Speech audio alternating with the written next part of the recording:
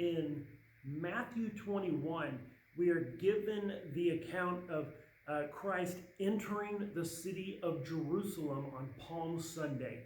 This begins what we call Holy Week and the events of the final week of the earthly life of Jesus of Nazareth. Now, if you want to know the mind and heart of God, you have to look at Jesus. If you want to understand the character of God, he shows himself in the person of Jesus Christ.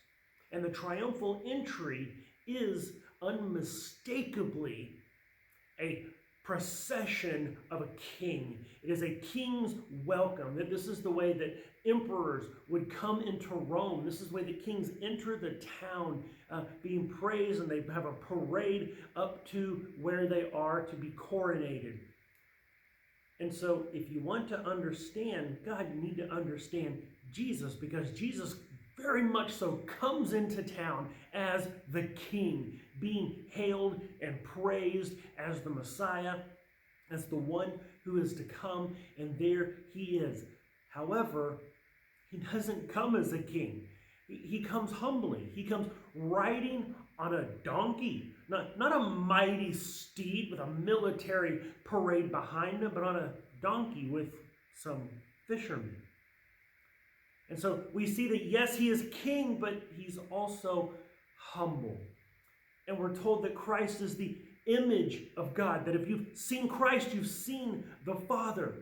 And so one of the things that we understand about the heart of God through what we're seeing is that he is sovereign, but he's also a servant. That here he comes humbly to his people, King of kings, Lord of lords, sovereign over all creation. There is nothing in all the universe over which God cannot claim, this is mine, and he do with as he pleases. But yet, he doesn't come in power and might. He comes humbly. His crown is not a crown of gold, but a crown of thorns. His throne is not, or his coronation is not on a throne, but on a cross.